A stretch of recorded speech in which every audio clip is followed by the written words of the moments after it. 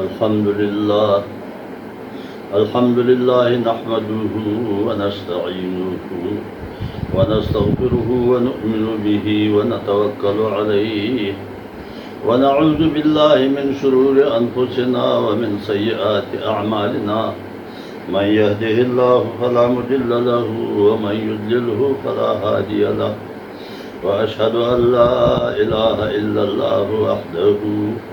वहदहु ला शरीक लहु व अशहदु अन्न मुहम्मदन अब्दुहु व रसूलुहु अम्मा बअदु फ़अऊज़ु बिल्लाहि मिनश शैतानिर रजीम बिस्मिल्लाहिर रहमानिर रहीम वइज़ क़ाल रब्बुका लिल मलाइकति इन्नी ख़ालिक़ुन बशरम मिन सल्सालिम मिन हमइम मस्नून फ़इज़ा सवैतुहु व नफ़ख़्तु फ़ीहि मिन रूही फ़क़अू लहु साजिदीन फसजदल मलाइकतु कुल्लुहुम अजमऊन इल्ला इब्लीस अबा अन यकून मअस साजिदीन आमन्तु बिल्लाहि सदक़ल्लाहु मौलानल अज़ीम व बल्लगना रसूलुहुन नबियुल अमीनुल करीम व नहनु अला ज़ालिका लमिनश शाहिदीन वश्शाकिरीन वल्हम्दुलिल्लाहि रब्बिल आलमीन इन्नल्लाह व मलाइकतहु युसल्लूना अलन नबी या अय्युहल्लज़ीना आमनू सल्लु अलैहि व सल्लिमू तस्लीमा अल्लाहुम्मा सल्लि व सल्लिम अला सय्यिदिना व मौलाना मुहम्मद व अला आलि सय्यिदिना अदद मा फ़ी इल्मिल्लाहि सलातन दाइमतन बिदवामि मुल्किल्लाह सल्लल्लाहु अला नबिय्यिल उम्मी व अला आलिहि व अस्हाबिहि व सल्लम या साहिबुल जमाल व या सय्यिदुल बशर मिन वजहिकल मुनीर लक़द नव्वरल क़मर ला युमकिनु सनाअ कमा कान हक़्क़ुहु बाद अज़ खुदा बुज़ुर्ग तो ये क़िस्सा मुख़्तसर खुदाए मगना बेशका च बंद दे खुदाए मगना बेशका च बंद दे और नूर कुल वाला सिफात दी परिश्ता और सूरत मोहम्मद नवे पैदा न पैदा कड़े बरब नवे दा दुनिया जमात इस्लाम खगो खगो मुसलमाना नूरुनु मा बयान मख की गदरी बात की कड़े दे और शागद मखलूक़ात दे इब्तिदा न शुरू हुआ उस जिमा दकम आयात मुबारका दत्वा नसमे सिपारी द सूरह हज द आइश्तम आयात ना दर्शम आयात पूरी मा हजर द आयात मुबारक तिलावत कड़े दे चे दावे दा तर्जुमा दा कि अल्लाह रब्बुल इज़्ज़त मलाइक तदा से फरमाई द हज़रत आदम अला नबीना अलैहिस्सलातु वस्सलाम द जोड़ाउलो द पैदा कौलो मुबारकी लाई जोड़ कड़े न दे लाई पैदा कड़े न दे वो मलाइक तो फरमाई कि दा खिताब अल्लाह तबारक व तआला नबी करीम सल्लल्लाहु अलैहि वसल्लम ता करे दे चे व इज़ क़ाल रब्बुका लिल मलाइकति याद का वक्त कुम वक्त जिस्ता रब मलाइक ता वो फरमाए इन्नी ख़ालिक़ुन बशरन चीज़े इंसान यो बशर बदी द खालिक़ मा पैदा कौन के मा खालिक माना पैदा कौन के ज़यो इंसान पैदा कोमा देव इंसान द पैदा कौल तमी इरादा दा शागा बद څلېخدارې او کلکې خټې نه پیدا کړم چې کړنګار یې به کوي چې وچشي داسې خاوره حمائم مسنون فاذا سویته ونفخت فيه من روحي کله چې هغه زه جوړ کړم د هغه جسد او بیا پکې روح ورکو کړم ساه پکې واچوم نو ګوره بیا خبردار شي بیا به تاسو څه کوئ فقعوا له ساجدین نو بیا به هغه ته سجده کوئ کله چې ما هغه جوړ کړ او روح مې پکې ور واچوو نو كلهم اجمعون تاسو ټول ملائکه چاستئ تاسو به بیا هغه ته سجده کوئ حضرت آدم ته هغه انسان ته هغه بشر ته به تاسو سجده کوئ نو فسجد الملائکه كلهم اجمعین نو په هغه وخت کې ټول ملائکو سجده وکړه والله اعلم چې هغه څونه ملایکې وي د ځمکو د اسمانونو ټولې وي یوازې د ځمکو ملایکې وي یا د ملایکو کومه ګروه وه په دې الله تبارک وتعالی پوهېږي بعضې تابعینو لکه سدي رحمت الله تعالی علیه ضحاک قتاده دی پکې د ځانه تفسیر کړي دي خو موږ د قرآن په آیات باندې هغه دی چې الله تبارک وتعالی چې څنګه فرمایلي دي هغه صحیح چې تاسو ټول ملایکې به هغه ته سجده وکړئ نو ټولو سجده وکړله خو ابلیس ونه کړه اوس ابلیس چې و هغه خو ام المؤمنین بی بی عائشہ صدیقه رضی الله تعالی عنها یو حدیث روایت کوي بخاری شریف کې نو هغه فرمایي چې د دواړو جهان سردار فرمایل چې ملائکه الله تبارک وتعالی د نور نه پیدا کړی دي او جنیات د اور نه پیدا کړی دي او د حضرت آدم علی نبینا علیه الصلاۃ والسلام پیدا کېدل خو تاسو په مخ کې دي یعنی د خاورو نه پیدا کړل نو دلته دا سوال د کېږي چې هغه ملائکه نو ځکه چې کان من الجن ففسق عن امر ربه هغه خو دنیا او د رب د امر نو دلته داغه مقام ډیر غټو دا اول اسمان بادشاہی مفسرین وی البدایه و النهایه کې امام ابن کثیر وی تاریخ طبری کې تفسیر طبری کې امام ابن جریر طبری وی چې هغه او نور مفسرین چې هغه د اسمان د دنیا د اول اسمان بادشاہ هلته د هغه حکم چلیده او ځینې عالمان داسې وایي چې دا داسې لوی او غټ عابد و چې د دې ځمکې په سر داسې ځای نشته دی د پې سجده نه دی ایښې په ځینې روایتونو کې 9,000 کاله عبادت د یادېږي چې د دونه کاله عبادت کړی و 9,000 والله اعلم الله تبارک وتعالی ښه پوهېږي چې دا خو دا کار و چې دا د اول اسمان د دنیا دغه ډېر غټ عابد و نو ځکه د ملایکو په لین کې دام یادېده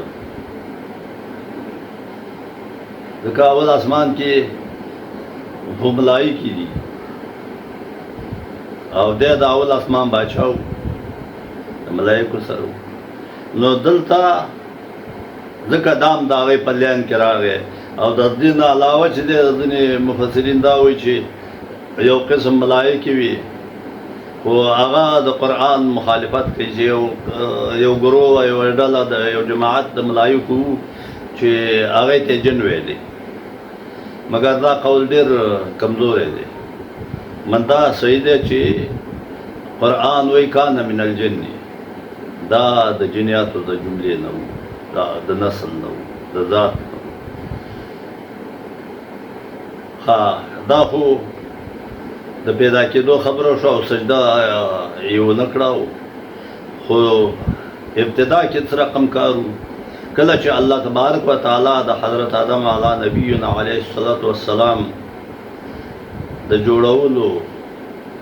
یا د پیدا کولو اراده وکړه. وَإِذْ قَالَ رَبُّكَ لِلْمَلَائِكَةِ إِنِّي جَاعِلٌ فِي الْأَرْضِ خَلِيفَةً قَالُوا أَتَجْعَلُ فِيهَا مَنْ يُفْسِدُ فِيهَا وَيَسْفِكُ الدِّمَاءَ وَنَحْنُ نُسَبِّحُ بِحَمْدِكَ وَنُقَدِّسُ لَكَ قَالَ إِنِّي أَعْلَمُ مَا لَا تَعْلَمُونَ. دا په مخکینی بیان کې ما د دې آیات ترجمه کړې ده او دلته ته بیا ضرورت دی چې یاد کا هغه وخت چې کوم وخت کې ستا رب ملایکو ته وویلي چې په دې ځمکه کې زه یو خلیفه پیدا کوم. د خلیفه ترجمه خدا ده چې یو د بل پسې راځي، یعنی د هغه اولاد به یو د بل خلیفه وي. د الله تبارک و تعالی کوم خلیفه ته ضرورت نشته، هغه واحد لا شریک ذات دے، هغه نور دے. هغه کوم خلیفه ته ضرورت نه لري، کوم وزیر ته ضرورت نه لري، د چا مشورې ته د هغه ضرورت نشته. او دلته د فرشتو دغه معلوم د ملایکو نو ته ویلي چې زه خو په دې ځمکه کې یو فیضان رسان پیدا کوم، یو انسان پیدا کوم. تاسو څه وایئ؟ تاسو په دې کې څه رقم خوښه ده؟ خبره خو زما ده، اختیار زما دی. انی اعلم ما لا تعلمون. زه چې پوهېږم هغه خو تاسو نه پوهېږئ، خو زه ستاسو حالات معلوموم چې تاسو څه وایئ. نو هغې وویلې چې ته هغه څوک اتجعل فیها من یفسد فیها ویسفک الدماء، ته هغه څوک په دې ځمکه کې پیدا کړې چې یعنی به توی کوي او تر بله به قتلونه کوي، مرګونه به کوي، کنجیزي به کوي. او موږ چې نو موږ ستا تسبیح تحلیل او حمد بیانوو. نو الله تبارک وتعالی ورته وفرمایل چې انی اعلم ما لا تعلمون. زه چې پوهېږم هغسې تاسو نه پوهېږئ. نو ځکه بیا د هغې دغه په اعتراض په دغه کې حضرت آدم علیه السلام نو ملایکو نه تپوس وکړو چې حضرت آدم ته څه نومونه وښودل، د هر شي نومونه، د هرې ژبې نومونه ورته وښودل. بیا یې هغه نومونه ملایکو ته وړاندې کړل چې دا اوس د دې نومونه دغه راکړئ تا که تاسو رښتیني یاستئ. نو هغوی وویل چې لا علم لنا الا ما علمتنا، موږ سره دغونه علم نشته دی، دونه علم شته دی تا چې څونه راکړی دی. او ته غالب او حکمت د حکمت خاوند. نو کوم وخت چې الله تبارک و تعالی د حضرت آدم علی نبینا علیه الصلاۃ والسلام د جسد د جوړولو اراده وکړه، نو حضرت جبریل علیه الصلاۃ والسلام یې ځمکې ته راولېږه چې د ځمکې د سرسر نه لږه خاوره راټوله کړه چې د حضرت آدم جسد ته جوړو. نو هغه چې ځمکې ته راغی، ځمکې ته یې وویلې لږه خاوره راکړه. وی څه شی پکې؟ وی الله تبارک و تعالی فرمایي چې زه یو انسان پیدا کوم، یو بشر پیدا کوم په دې ځمکه کې.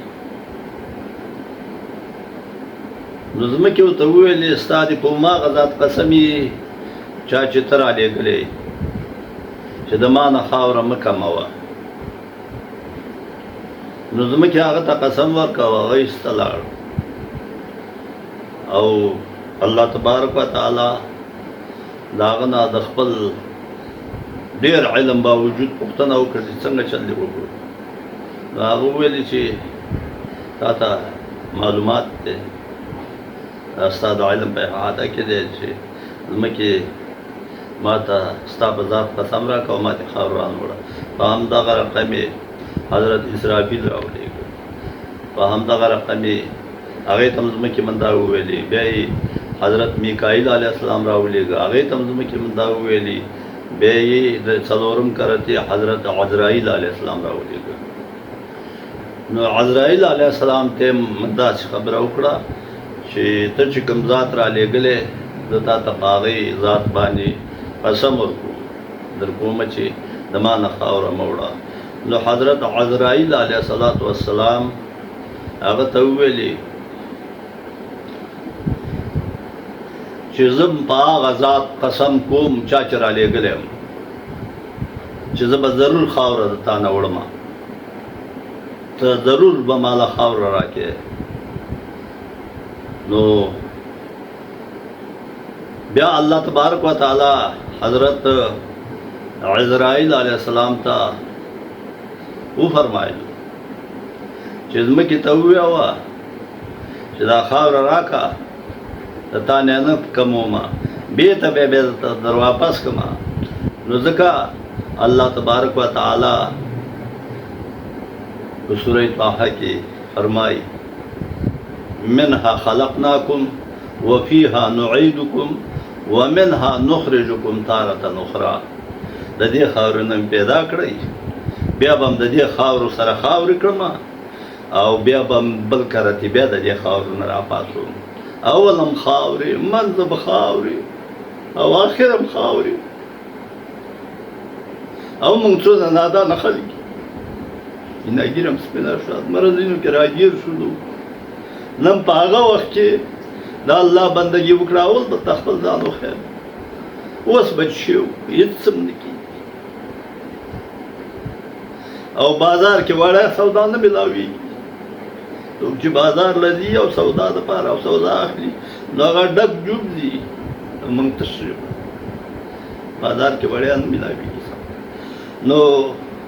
دغه حال دی. منها خلقناکم وفیها نعیدکم ومنها نخرجکم تارة اخرى.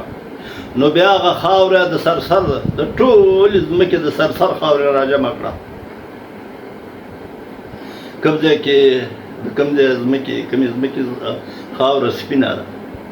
اوس هم سپینه ده، هغه وخت کې هم سپینه. کومه ځمکه توره ده، خاوره هم توره وه، کومه خړه وه، کوم سره وه. نو په هر رقم چې وه په هغه رقم باندې دا ټول د ځمکې د سرسر خاورې را جمع کړله. د سرسر خاورې ته څه شی وایي؟ عدیم وایي. نو د هغې نه چې حضرت آدم جوړ کړ نو ځکه الله حضرت آدم له نوم آدم کېوست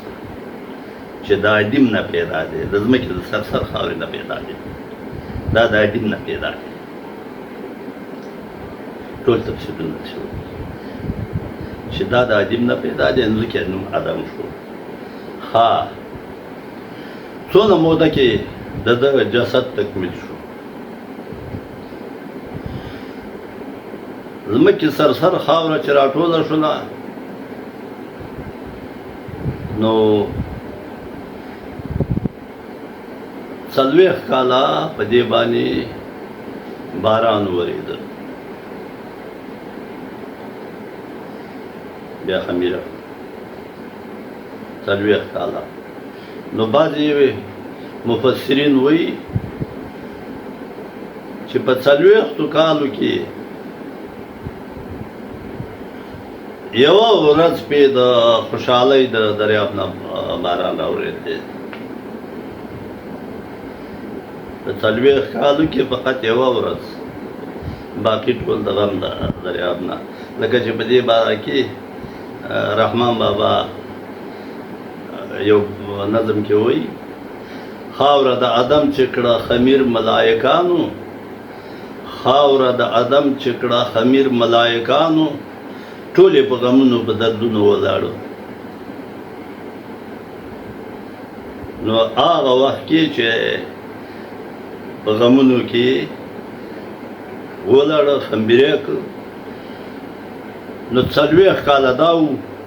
بیا 40 کاله په جسد کې تیر شو چې شي ته 80 کاله. بیا د هغې نه وروسته په نورو 40 کالو کې جسم مکمل شو په 100 کالو کې پکې روح وردننه شو 100 کالو کې پکې روح واچول شو او را ژوندی شو نو مندغه سبب دی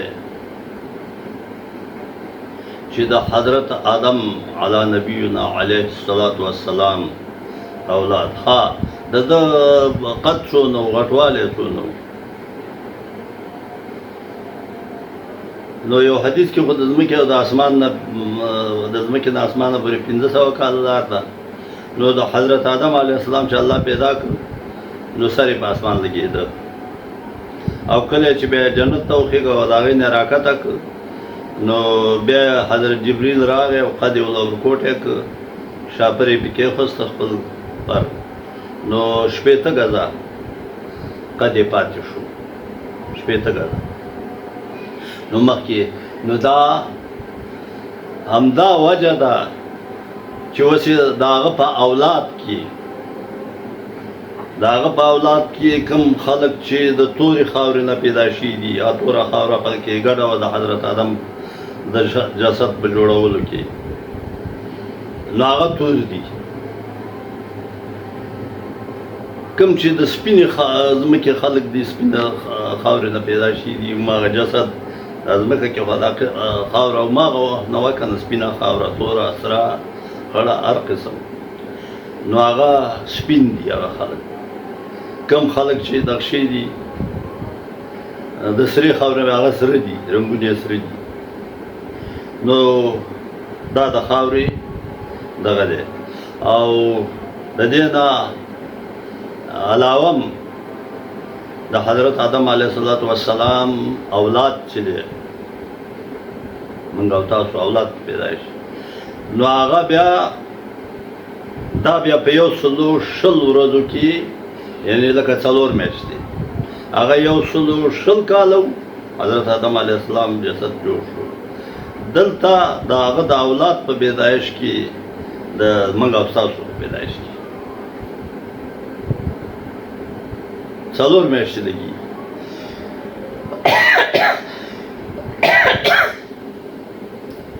لکه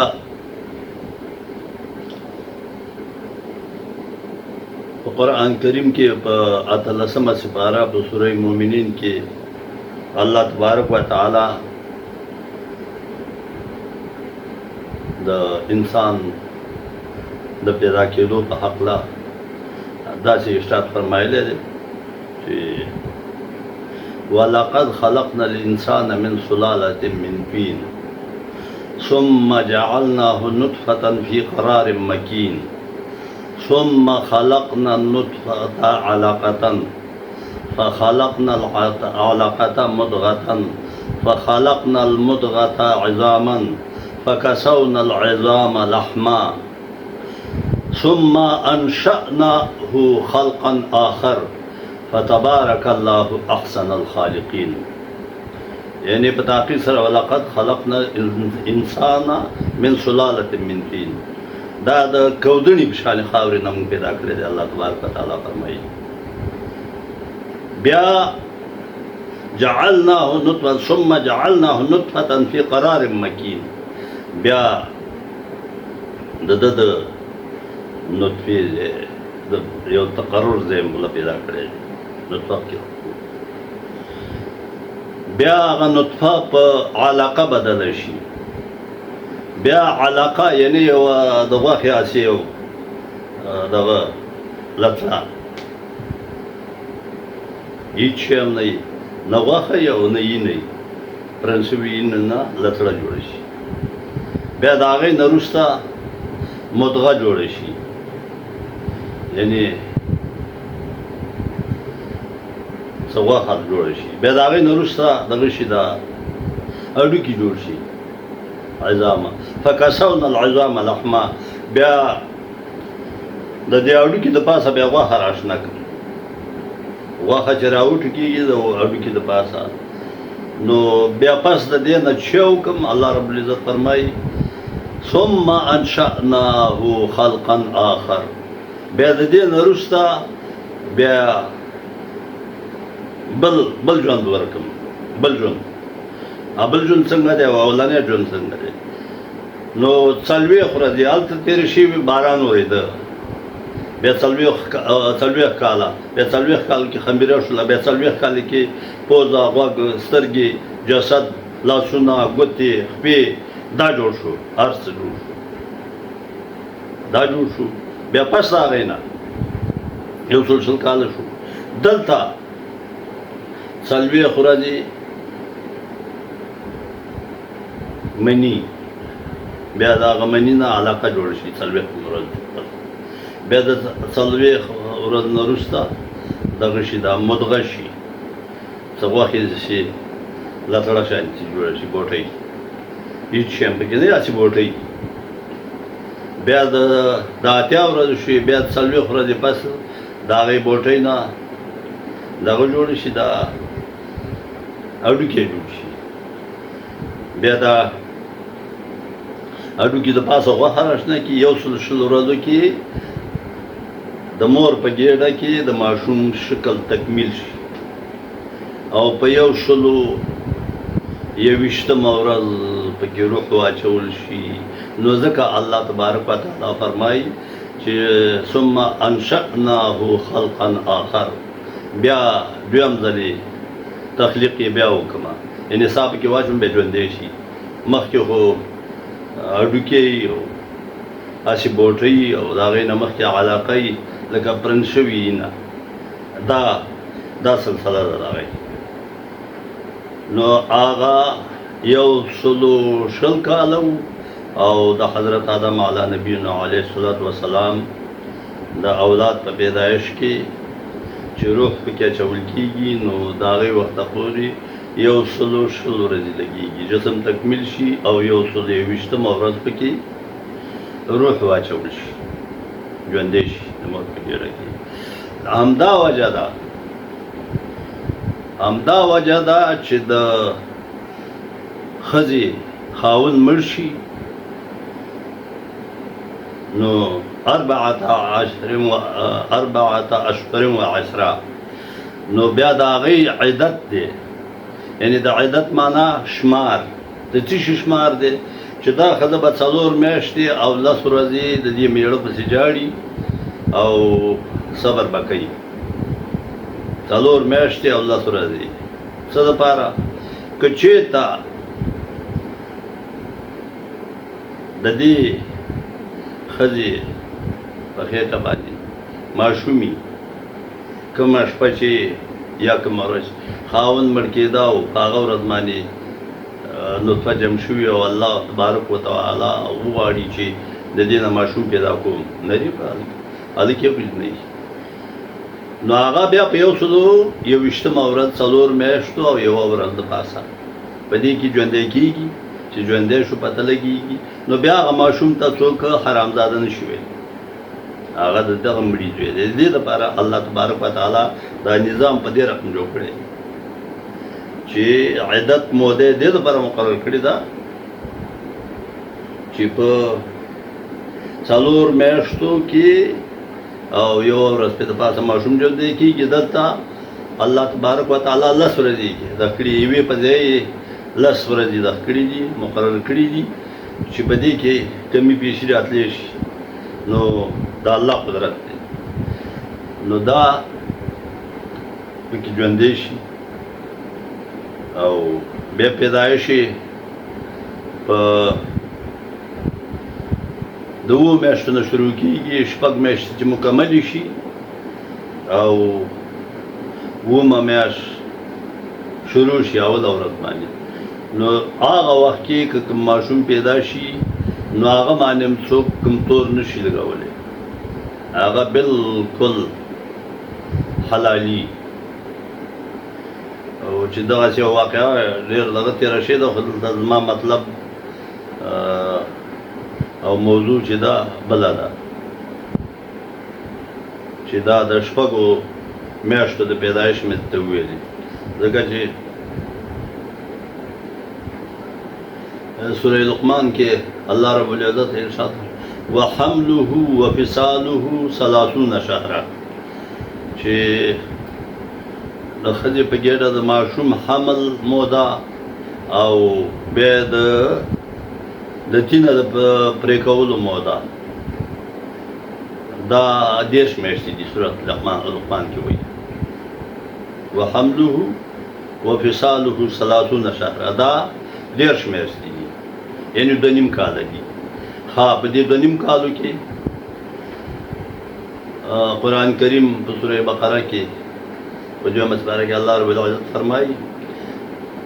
والوالدات يرضعن اولادهن حولين كاملين چې میندې به خپلو بچو ته پوره 2 کاله شوده ورکوي 2 کاله پوره حولين کاملين نو 2 کاله خدا شو قرآن وایي اول ته فصالو دی چې د تینه د پرې کولو وروسته فصال نو 6 میاشتې پاتې شو 2.5 کاله شو 2 کاله پوره د شیدو د رودلو موده ده ځکه 2 کالو پورې غاښونه کار نه ورکوي د ماشوم غاښونه چې پیدا شي او ډوډۍ او سوکړک او هر شی طعام چې هغه په ګېډه مړوی شي نو بیا دې پرېږدي شوده من د دې وخته پورې دي او د شودو حرمت هم من دې دپاره دی لکه رضاعي میندې چې دي چا چې خوراک څښاک شروع کړ ډوډۍ بل شی او بیا د چا تېور د هغه رضاعت نه ثابتېږي هغه رضاعت نه دی رضاعت چې ثابتېږي هغه صرف او صرف چې ډوډۍ نشو خوړی ماشوم په دې شودو یې ګزارئ نو په دې کې ثابتېږي د رضاعت فرمان چا چې تېرېدلی نو هغه یې مور دي د هغه حکم یې د مور دی لکه خپله سکه مورې چې ده په حرمت کې نو په دې رقم باندې 6 میاشتې پس په 9 میاشت په اوله ورځ ماشوم پیدا کېږي لکه تفسیر ابن کثیر کې دغه آیات نه لاندې امام ابن کثیر رحمت الله تعالی علیه دغه یو واقعه لیکلې ده چې یو سړي 6 میاشتې پس زوی پیدا شو او د حضرت عثمان رضی الله تعالی عنه د خلافت زمانه وه نو هغه سړی دغه له راغی د حضرت عثمان رضی الله تعالی عنه ته وویل چې دا زما د واده 6 میاشتې کېږي او نن مې د واده 6 میاشتې پوره شولې او نن یې 9 میاشت اوله ورځ ده او زما زوی پیدا شوی دی دا زما نه دی خو دا حضرت عثمان رضی الله تعالی عنه چې سوچ وکړ فکر یې وکړ چې ښځې ته یې ویل چې تا خو څه بدکاري نه کړه هغه ویلې ما نه ده کړې دا د زوی دی دا د ده دی خو دا هغه حکم وکړ چې دا ښځه دې سنګسار شي ځکه چې دې بدکاري کړې ده هغه خو هغې روانه کړه په دې وخت کې حضرت علي کرم الله وجهه کریم راغی خاخا یې ولیدل خلک دغه دي جمع دي نو تپوس یې وکړه چې دا څه معامله ده څه شی دی خلک څنګه جمع دي نو ویل چې دغه شوی یو سړی دی کاله کې زوی پیدا شوی دی انکار کوي چې وایي دا 6 میاشتې پس پیدا شوی دا زما زوی نه دی نو په څه فیصله وشوله امیر المؤمنین وایي چې دا ښځه یې سنګسار شي په منډه حضرت علي کرم الله وجهه کریم هلته ورغی او دغه ته یې وفرمیل حضرت عثمان رضی الله تعالی عنه ته چې ولې تا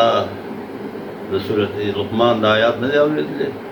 چې وحمله وفصاله 30 شهرا چې د رضاعت موده او د حمل موده دا چې ټول دغه کې ده واده اورېده دا 10 میاشتې جوړېږي دا قرآن نه دی او زما ورته پام نه و هله یې په منډه ورشئ یا ښځه راخلاصه کوي چې سنګسار یې نه کېږي نو ځینې وایي چې څو پورې چې ښځو ورتله هغه سنګسار شوې وه او ځینې راویان وایي چې نه رابچ شوله خو یاره اوسه پورې هغه مسله واضحه شوه چې د 6 میاشتې پوره او 9 میاشتې نه شروع کېږي او یو تابعی دی اوس زما ول نوم یې شو حضرت سنان رضی الله رحمت الله تعالی علیه دا هغه وایي چې زه چې پیدا شولم د شلو میاشتو په موده پیدا شوی ما نو زما د مخه غاښونه هم شي چې زه پیدا شوم ما مور پلار بیا دا ویلي چې ته د شلو میاشتو په موده کې پیدا شوی نو داسې اوږدوالی هم پکې راځي خو دلته زما چې موضوع هغه دا وه چې حضرت آدم علیه الصلاة والسلام دغه چې و د کلونو قیاس یې په ورځ وکړو چې د هغه اولاد چې دی په دغه کې پیدا کېږي دا په څلورو میاشتو کې جسم تکمیلیږي د مور په ګېډه او پس د هغه یوویشتمه ورځ دا دغه کېږي نور بیا په دغه کې نطفه چې یو ځای شي او الله تبارک وتعالی پیدا کول وغواړي چې د دې نه یو خپل بنده پیدا کوم نر یو که ښځه وي هلک یو که جنۍ نو بیا یو ملایکه مقرر ده او هغې ملایکې ته الله تبارک وتعالی اختیار ورکړی دی چې ورشه او د کوم ځای نه خاوره راجیږه که او د دې نطفې سره یې غاړه که د دې ښځې او د مېړه د نطفې سره یې غاړه که دواړو نطفو کې ولاړه حل یې که پکې نو هغه ملایکه هر ځای نه چې خوښه ده خپله خاوره راواخلي بیا دا کله چې پکې روح اچول کېږي نو په هغه وخت کې یو ملایکه ده چې هغې ته الله تبارک وتعالی وفرمایي چې ولیکه هغه وایي څه ولیکم یا ربه وایي د ده رزق ولیکه د ده عمر ولیکه او د ده شقي او سعید ولیکه جهنمی او جنتی نیکبخته بدبخته عمر یې څونه دی رزق یې څونه دی دا وله ولیکه نو هغه مو لیکلي چې نو بیا دا انسان چې څونه عمر یې وله لیکلی دا ژوند تېروي خو چې د کوم ځای نه یې وله خاوره راجګه کړي نو بیا یې هلته ورسوي نو که پیدا شوی په یو ځای کې وادي ورېده نو بیا یې چېرته چې د کوم ځای خاوره راجګه شي نو هلته یې ورسوي او عمقه ځای کې یې ښخ کړي کوم ځای نه چې د ده خاوره راجګه شوې ده او نو د ځینې خلکو د شروع نه په خپل آبایي کلو کې نصیب شوی د ډېر لرې لرې ځای نه یې وله یسي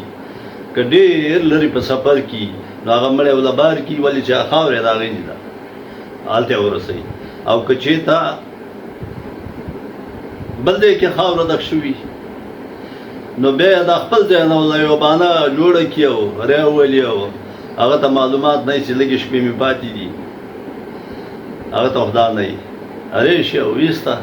ډېر لرې وطن کې په مسافرۍ کې دغه شي او همالته په مسافرۍ کې خرڅ شي نو دغه حساب دی کوم ځای نه شوله خاوره راوستي نو حضرت آدم علی نبینا علیه الصلاة والسلام و د هغه جسد دونه و او په دونه کلونو کې د هغه جسد تیار شوی و بیا یې پکې روح واچو ها بیا د هغې نه وروسته یې واده و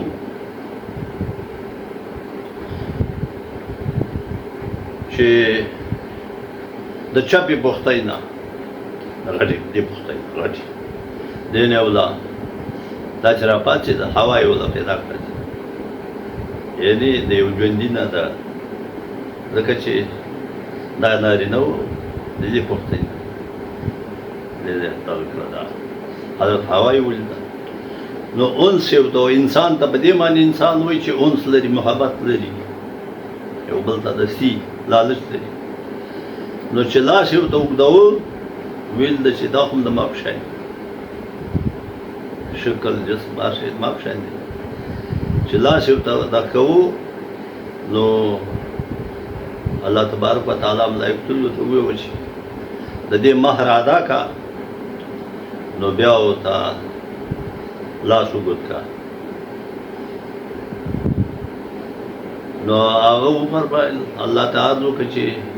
د دې مہر څه دی چې مہر ادا کړم نو الله تبارک وتعالی ته فرمایل چې د لس کراتم دی او د شل کراتم دی چې شل کراتا په محمد رسول الله صلی الله علیه وسلم باندې درود وایا دا د دې مہر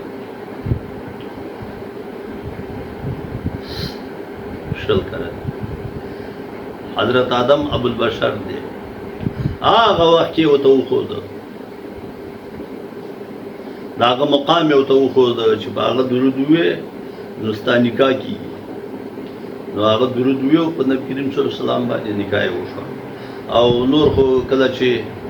بیت دغه شو دغه په راتلونکي کې کجون باقی وو او جون وفا وکړه نو ان شاء الله راتلونکي کې به ته وې چې صحوت وشولا او شیطان دوکا ک نو بیا یې څه کلمات ویل او د چا په واسطه هغه وروسته خبره ده نو بیا دلته چې د حضرت حوا ته پیدا شولا نو بیا الله تبارک وتعالی ورته فرمایل چې یا آدم اسکن انت وزوجك الجنه وكلا منها رغدا حيث شئتما ولا تقربا هذه الشجره فتكونا من الظالمين نو یا آدم تا او خزدي نو ځنې خلکو چې په جنت کې پیدا شي او خبره بالکل غلطه ده ځکه د قرآن مخالفه ده الله پاک وایي ښځه موجود وه ځکه ورته وایي یا آدم مسکن انت وزوجک تا او ښځه دي جنت ته داخل شي جنت کې ساکن شي تا او ښځه دي نو په جنت کې څنګه جنت خود پیدا کېدو ځای نو جنت خود توسل او توالد ځای نه دی هلته خو نه څوک پیدا کېږي هلته خو نه پیدایش کېږي نو مړه کېږي جنت ورسي نو هلته دغه څونه موده نو 100 کال دلته شیطان چې کله لعنتي شو آدم ته سجده ونه کړه نو بیا هغه الله ته عرض وکړ چې ماله مهلت راکا د ورځې د قیامته پورې د ورځې د قیامته پورې ما ته مهلت راکا چې ژوندی یم نو الله تبارک وتعالی ورته وفرمایل چې تا ته مې مهلت درکړه د ورځې د قیامته پورې نو بیا شیطان ویلي چې سوره اعراف کې وایي چې لا اقعدن لهم صراطک المستقیم زبا دیتا په سم لاره کې کېنم چې او د سم لارې د دین نه دغه نه به منې کوم بیا چې هغه زما ونه مني بیا به ثم لا اتینهم من بین ایدیهم مخته ومن خلفهم د شاده ډېرې به ورته راځم د مخې ډېرې به ولا تجدو اکثرهم لشاکرین ته به په دې خپلو بندګانو کې ډېر کم ویني چې ستا شکر به ادا کوي نور به زه ټول دوکه کم ځای ته بیا ورسوم جهنم به وله ځای کړم زما ملګرتوب به کوي زه چې د قلاج باندې کېدم چې لعنتي شول د دوی په سر لعنتي شولم چې آدم ته مې سجده ونه کړه د هغه اولاد به مانه خلاص شي اوس موږ دې ته پام نه کوو چې زمونږ ازلي دشمن څوک دی شیطان دی هغه زمونږ مور پلار نه جنتي لباس ایستلی نو بیا مهلت یې ورکړ چې مهلت یې ورکړ نو دا طاقت یې مسره ورکړ شیطان الوتیم شي لکه مسلم شریف کې حدیث دی چې هر ورځې د اوبو د پاسه خپل تخت دیو سار کې چې دا خپلې دا موریدان یو دا دغې چې ته لیږلي د دغه دپاره څوک دې دپاره لیږلي چې ښځه او مېړه په جنګ واچوه څوک وایي طالب العلم د سبق والا د دین والا د مدرسې نه راستونکا په څه ټوکه پې وکړه خو دا نمازیګر کې دا ټول خپل ډیوټي پوره کړي او راشي چې راشي نو دا تخت د اوبو د پاسه خور کړي لکه ابن سیاد نوماني و نو یو د یهودي یو مدینه کې نو حضرت جابر خو هغه دجال و خو هغه دجال نو دجال قصې ډېرې اوږدې دي کوم وخت به ته وکړم انشاءالله هغه دجال نو خو د هغه نه نبي کریم صلی الله علیه وسلم پوښتنه وکړه چې ته څه یې نو هغه وویل چې زه عرش د اوبو پاسه یې نما نبي کریم صلی الله علیه وسلم تو خو په دنیا او په آخرت کې تاوان ني هغه خو ته شیطان ني شیطان د اوبو د پاسه تخت دي او په هغې ناست او دا چیلې چې چېرته کړي لېږلي نو هغه چې راشي بیا هر یو ته خپله قصه بیانوي چې ما دا کار وکړه ما دا کار وکړه نو چې چا د دین طالب العلم د دغه نه مدرسې نه ایثار کړی په بله لوبې یې لګولې نو هغه ته به یې ووایي ته خو راشه دې زما په زنګانه کې ما سره په دې تخت باندې تا یو زبردسته کار کړی دی ځکه چې د چې علم یادوه خو به یې خل د ما نه منې کول که نه زه یو ته ښودلم چې د تابعداري مه کوئ د تا قدر د ښه کاري چا هم نه دی کړی نو هغه له انعام ورکوي نو دغسې شیطان د اوبو د پاسه متخ دي وادي ورېده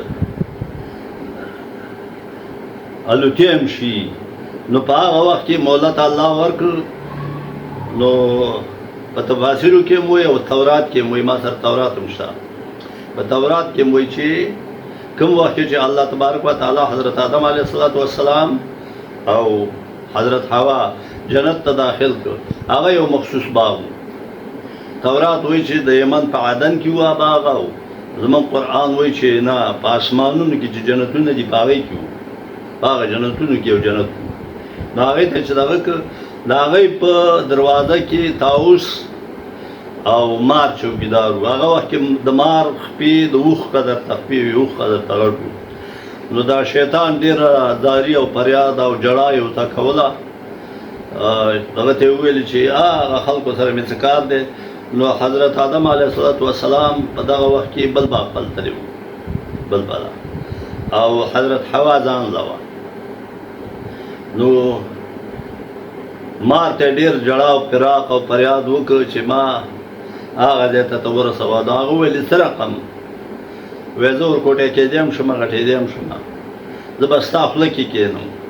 او ته خو چوکیدار یې نزدیک مې خوله کښېنوه نزدیک مې ور واړوه دغه ته هلته به ورشم دې ښځې سره مې څه کار دی نو دغه مار دا کار وکړ جنت ته داخل کړ هلته چې ورغی نو دغه ته یې وویلې حضرت حوا ته چې دا کومه ونه چې دا تاسو دې منې کړي یاستئ هذه الشجره ته یو خو دا ده چې د یوازې د دې باغ یې ته ویلي دي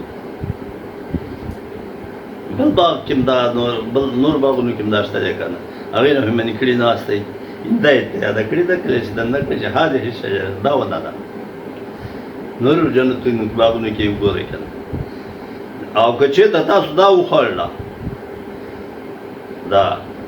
نو مفسرین وایي د غنم دانه وه چې د خټکي نه هم ډېره غټه وه د خربوزې نه ډېره غټه وه نو هغه دانې را دغه کړه غنم ونه وه چې چې دغه کړه راویش کړه او دا بېل یې کړه د غنم دانه کې چې دا کوټې دی داسې ژوروالی دا منځ کې نمید شي دا روغه وه ګرده وه نو چې دا یې را دغه کړه نو حضرت آدم راغی ویل دا دغه ده چې دا وخوره نو لغزش دا ښځې ورکوي جنتي او که غیر جنتي او که ځمکه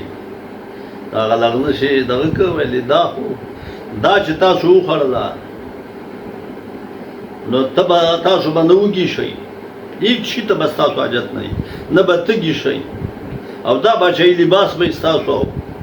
په جنت کې به ګرځئ ستاسو به خوړو او اوبو خوړو ته هېڅ حاجت پاتې نه شي نو هغې دا وویل چې که داسې کار وشي د یوه دا نه ماني موږ به د الله تسبیح تحلیل بیانوو بیخي میوو ته حاجت نشته دی ځکه چې حضرت آدم نه چې پوښتنه وکړه الله چې ما خو منې کړی وې که نه ولې وخوړله دا دانه نو هغه ویلې چې هغه قسم وکړه او ما دا خبره په زړه کې وکړه چې دا جنت دی او په جنت کې دروغجن سړی څه کوي چې ما ته به دروغ وایي ما ته به دوکه راکوي ځکه چې شیطان ورته ویلي وقاسمهما انی لکما لمن الناصحین قسم یې دواړو ته وکړ وقاسمهما دواړو ته قسم وکړ شیطان چې زه د تاسو دواړو دپاره داسې خیر خوا یم داسې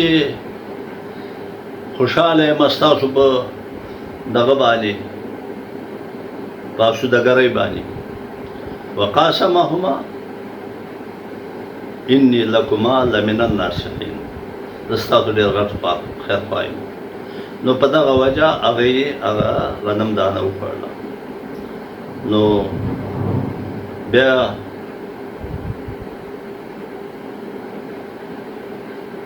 ګل په مخ چې د هغې حاجت پیدا شو نو بیا په دې ځایونو په دې ځایونو په دې ځایونو یې ووهه او جنتي لباس ته ووته حضرت حوا چې دانه وخوړله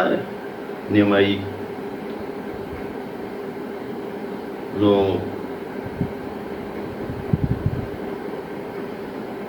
میوې د خوړلو زیان نتیجې پورې چې راتله په 3 قدم راغله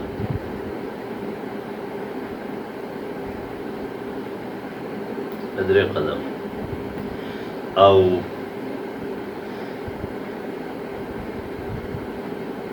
هلته لاړه او بیا په 10 قدم راغله یعنې مطلب نو د دې وجې نه د ښځو ماهواري لږه موده د 3 ورځو په حساب ده دا روپیه او ډېرې د 10 ورځو په حساب د 10 ورځو د اضافه بیا نوره ناروغي ماهواري نه وي نو هغه وخت نه دا کار شروع شو نو بیا الله تبارک وتعالی چې لباس وایسته د جنت بربند شو بیا دغه له ورله ټولو ډېرو ونو له ورله چا دغه ور نه کړه انځر پاڼه ورکړه انځر پاڼه داسې ولکه غاټ څادر نو انځر پاڼې ورکړې نور ونې ور نه کړلې بیا چې د انځر نه پوښتنه وکړله چې زما د اجازت الله تبارک وتعالی زما د اجازت نه بغیر دې ولې پاڼه ورکړې وه وی ما ورته هغې ته وکتل کومه ورځ چې دا تا پیدا کړه د هغه اولې ورځې عزت ته مې ورله وکتل چې دا تا څونه عزت درله ورکړی و چې شیطان څونه عبادت کړی و خو سجدې یې یوه ونه کړه تا لعنتي که نو زه هم وېرېدلم چې ته راته په کار نه شي چې پاڼه دې ولې ورنه کړه نو ما د دې وجې نه ورکړې ده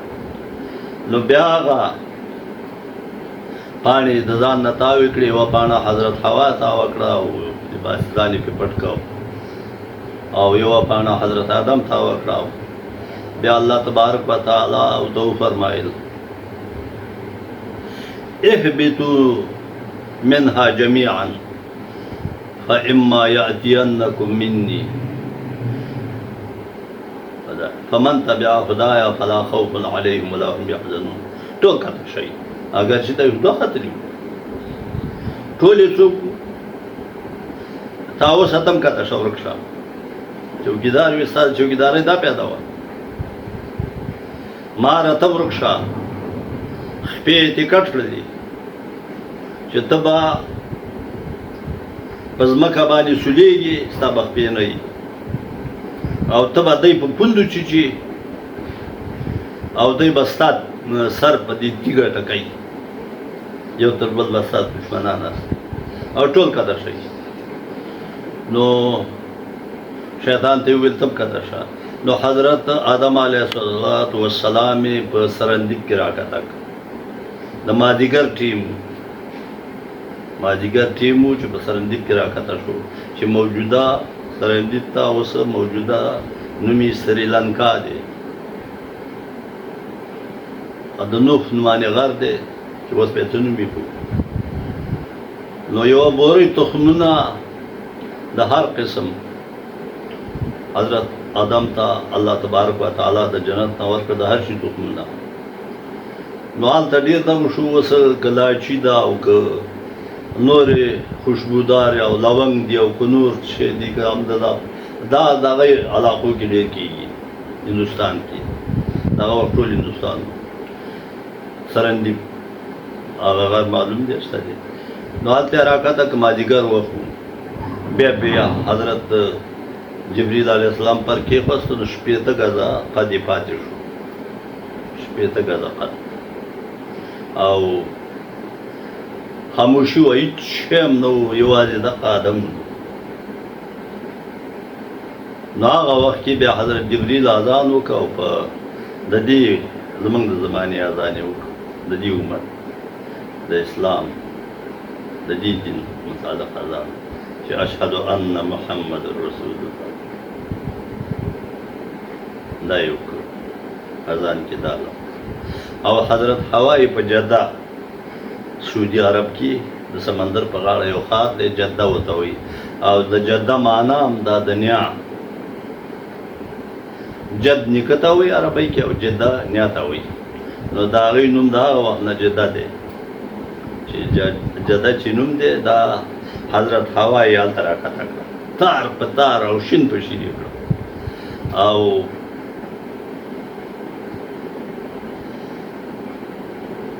مارې په اصفهان کې راکښته کړه او طاووس یې په بصره کې راکښته کړه او شیطان یې په نجد کې راکښته کړه تالا په ترغی شو نو بیا حضرت آدم علیه السلام بجړل چې په مخ باندې رود روان شو نو بیا الله تبارک و تعالی ورته ارشاد فرمایي چې لاړ شو بیت الله کې دی هلته زما کور دی هلته په سرتور سر وکړه چې طواف وکړه نو بیا هغه هلته راغی نو چېرته چې هغه قدم ایښی دی هغه دي کې به کوم مرور د زمانې سره د وخت په تېرېدو سره هلته ښار جوړ شي غټ ښار ورکوټ آدم علیه السلام چې چېرته قدم ایښی هلته راورسېده هلته چې راورسېده عرفات نهم د ذوالحجې عرفات په غونډۍ کې چې پام وکړو یوه ښځه را روانه دا په ځمکه کې منطقه 2 کسان دي نور هېڅ شی هم نشته دا ښځه راغله دلته باقي پاتې شو دا خبره ان الله هو الرزاق ذو القوة المتين الله تبارک و تعالی ډېر مضبوط رزق ورکوونکی دی دی چې ته رقم ساتل هغه ذات پوهېږي څونه موده وه د دوی دواړو ترمنځ د جدایي 300 کاله حضرت حوا او د حضرت آدم د میانده جدایي 300 کاله وه نو دلته چې عرفات ته راغله چې حضرت آدم یې ولیده یو سړی دی ویلده دا هم خوشحاله شو هغه هم خوشحاله شو چې دا د خپل هم شکل مې ولیده سره نه پېژانده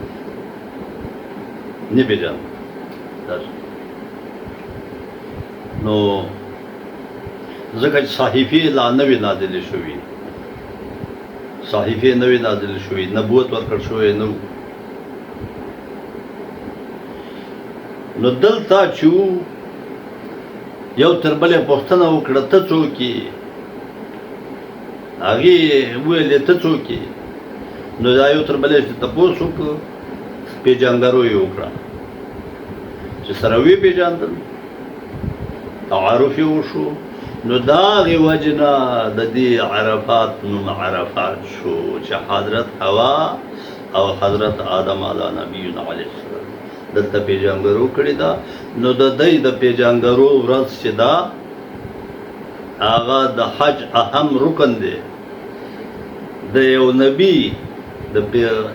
د یو پیغمبر د تعارف ځای د پېژندګلو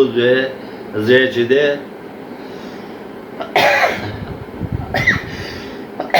هغه الله تبارک وتعالی د قیامته پورې څو پورې چې دا دنیا آباد وي نو هغه ځای باندې ودرېدلې د حج اهم او مضبوط فرض مقرر کړ. څوک چې په نهم د ذوالحجې په عرفات ونه درېږي نو حج نه کېږي. مخکې نه کاله به بیا څه جنایات او کفاره هم پکې نشته چې بني هغه ورکړي او حج به وشي. نه، دا د هغې پېژندګلو ځای و. اوس ځینې خلک دي چې د انبیاو مقام نه پېژني،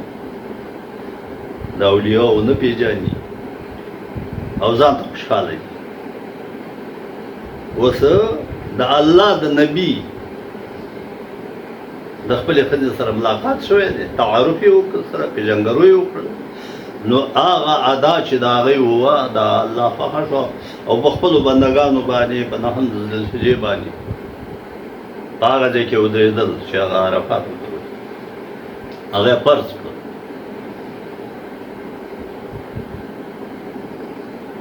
نو دغلته یې وپېژندل او دغه شو. بیا یې او ته راته به حضرت آدم علیه السلام بیا یې کور شروع کړو، بیا یې اولاد خدای پاک پیدا کړ، بیا یې ارواحان پیدا شولو. نو نعمان یو وادي ده دغه مکه کې، نو هلته ځکه چې قرآن د دې ګواهي ورکوي چې وَإِذَا أَخَذَ رَبُّكَ مِن بَنِي آدَمَ مِن ظُهُورِهِمْ ذُرِّيَّتَهُمْ وَأَشْهَدَهُمْ عَلَىٰ أَنفُسِهِمْ أَلَسْتُ بِرَبِّكُمْ قَالُوا بَلَىٰ. نو دغه نعمان وادی کې نعمان غره ته نږدې چې په مکه کې دی دغلته حضرت آدم علیه السلام وده و.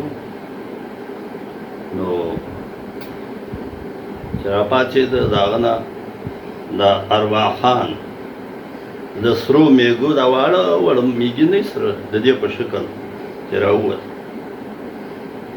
د هغه د صلب نښانه، څوک داسې روان شو، څوک داسې په ښي او څوک په چپه او څوک د چپه نه ښي ته ځي او څوک د ښي نه چپه ته روان دي. نو حضرت آدم علیه السلام تعجب وکړ چې یا الله دا چې نو الله تبارک وتعالی دا ستا اولاد دی، ذریات دی، دا څنګه وایي څوک په ښي لاره دي، څوک به دوزخیان دي، څوک به جنتیان دي. نو حضرت آدم علیه السلام عرض وکړ چې دی به ستا خدایي نه مني. نو الله تبارک وتعالی ته پوښتنه وکړه چې څنګه زه ستاسو رب نیم؟ نو قالوا بلا، ټولو ارواحانو وویلي، یعنی ورځ قیامت ته نږدې چې څوک پیدا کېږي هغه هم هغه ورځ پیدا شوي دي. روحونه ټول همزولي دي، روحونه ټول همزولي دي، جسدونه همزولي دي، ټول روحونه ټول همزولي دي، هغه وخت پیدا کړو. نو د ټولو نه لومړی د رحمت للعالمین صلی الله علیه وسلم روح مبارک غږ وکړ چې قالوا بلا ته زمونږ ربي ولې زمونږ ربي بلکل نو په خپل ځانونو په خپله ګواهي وویل چې الله زمونږ رب دی نو لکه نو دا د حضرت آدم علی نبینا علیه الصلاة والسلام دغه د پیدایش او بیا د اولاد پیدا شو بیا څلوېښت اولاد یې جوړه جوړه پیدا شي چې او څوک وایي یو یو پیدا کېده خو د جوړه و دغه ډېرو چې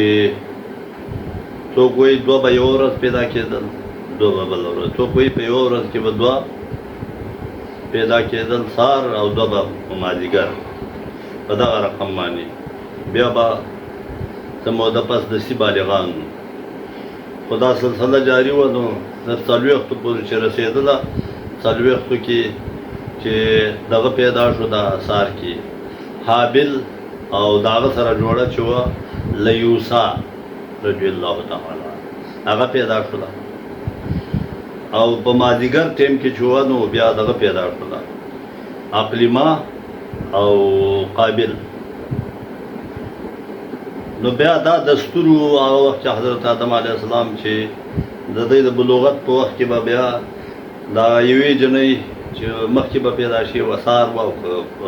او پرون وه د هغې نکاح بیا ځکه چې ټول د حضرت حوا او د حضرت آدم اولاد وو په هغه وخت کې د مخلوقات د کثرت لپاره د زیاتېدو لپاره دا طریقه د کړې وه او هغې د وخت کې نکاح یې جایزه کړې وه فقط د خپل جوړه سره به نکاح نه کوئ په یو نس د حمل چې پیدا شوي یاستئ او نور د مازدیګرني سره د پروني سره دې سره به نکاح کوئ نو چې دا دغه شو نو اقلیما ښایسته وه سپینه وه لیوسیا لکه توره وه د رنګه نو قابل وویل زه د دې خپلې جوړې سره نکاح کوم ما سره چې غبرګون کې پیدا شوې ده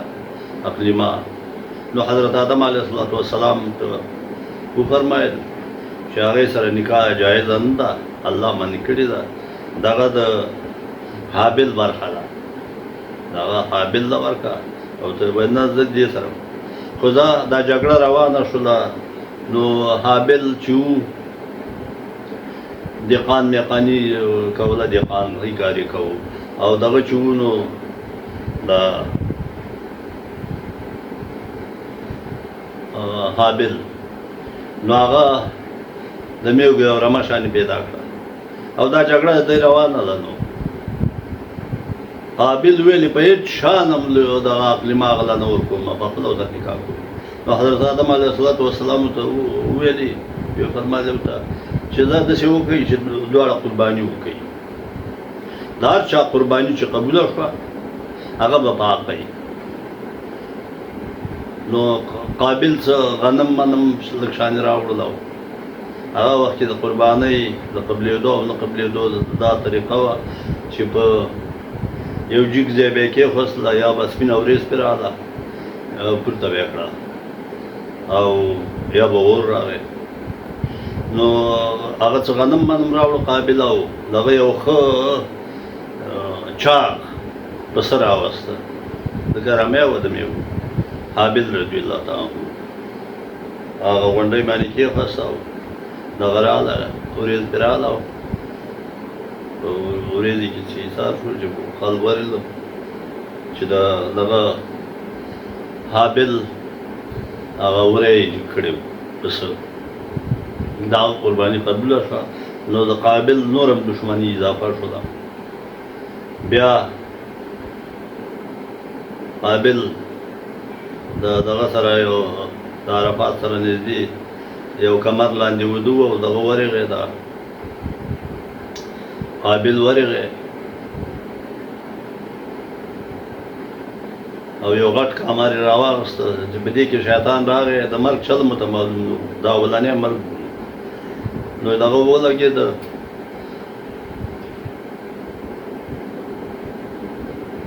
چې یو قاره راغی بل قاره یې راونیوه وادي ورېده په سر یې ټینګي ووهلې ولې یې مړ کړ نو دا هم ولګېده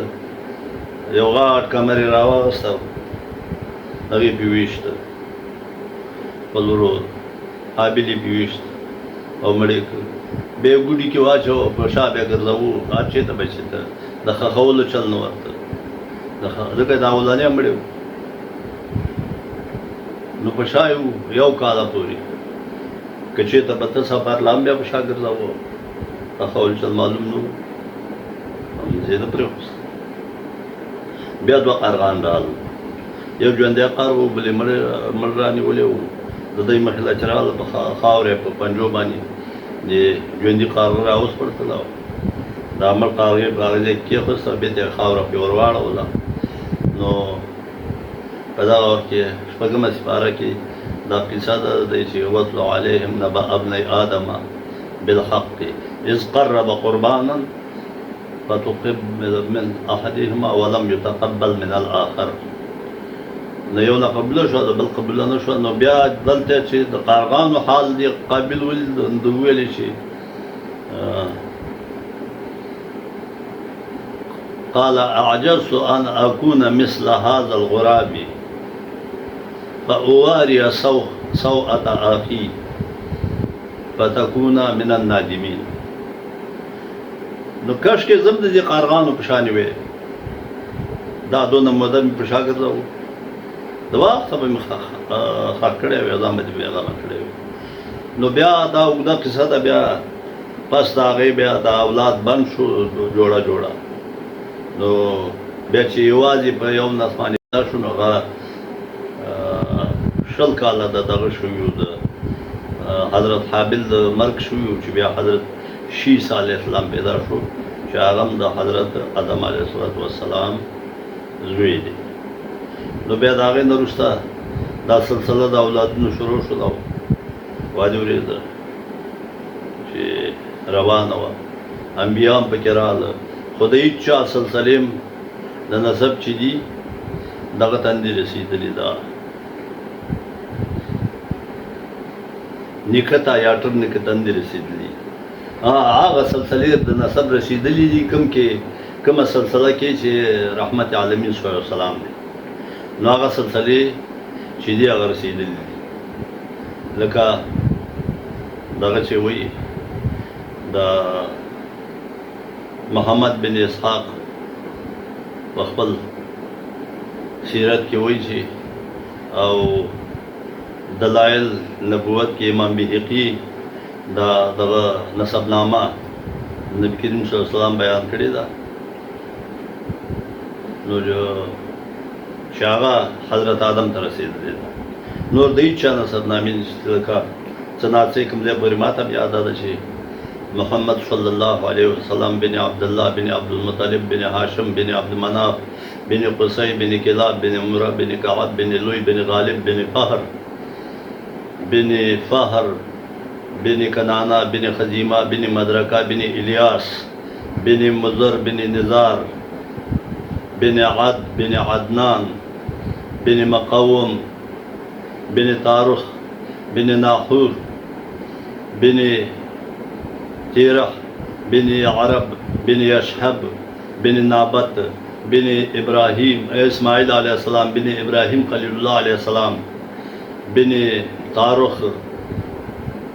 بن ساروغ بن فالخ بن ارفخشد بن سام بن نوح علیہ السلام بن لمک بن متوشلخ بن محلائل بن یرد بن قینان بن یرد بن قینان بن انوش بن شیش بن آدم علیه السلام چې دا سلسله چې دا سرب او سرب د نبی کریم صلی الله علیه وسلم سلسله نسب ده مگر بعض محققین وایي او د نسب والا چې د عدنان پورې صحیح ده مخې ته بیا نومونو تیر و بیر پکې راځي چې څوک ګناهګار نشي چې هغه پکې و که نه خو یاره محمد بن اسحاق او امام بهقي د حضرت آدم علیه السلام ته د ده سلسله رسولې ده نو دغسې بیا سلسلې شروع شولې د انبیاو نو که جون با خوب یا با هغه تاسو ته ووایم او دا د دې پورې د حضرت آدم علیه السلام دغه او د دې نه مخکې مې تاسو ته ویلي وو چې د ده نه مخکې په ځمکه کې د پیرانو حکومت چې د عبدالله ابن عمر رضی الله تعالی عنه په دغه سره په روایت سره چې هغه وایي 2000 کاله وقفه وه فاصله وه د پیرانو د حکومت د ختمېدو او د حضرت آدم علیه السلام د جوړېدو 2000 نو ځکه ځمکه خو ډېره مخکې آباده وه پیدا شوې وه نو په هغې وخت کې دا وو او امام ابن کثیر وایي چې نه د هغې نه مخکې لا نور قوم اوسېده چې هغې ته حن او بن ویلي نو بیا پیرانو په هغې حمله وکړله او د هغې نه دا د ځمکې حکومت ونیو نو الله تبارک وتعالی ډېر ښه پوهېږي او موږ چې د ځانه زه کومه خبره نه کوم او نه مې عادت دی او نه ورته ضرورت شته دی چې دلیل چا سره نه وي دا کومې خبرې چې ما تاسو ته وکړې دي الحمدلله څه قرآني آیاتونه او څه د نبي کریم صلی الله علیه وسلم احادیث نو د دې نه دغه نه به وروسته تاسو ته د لمر او سپوږمۍ دغه د مدار بیان کومه چې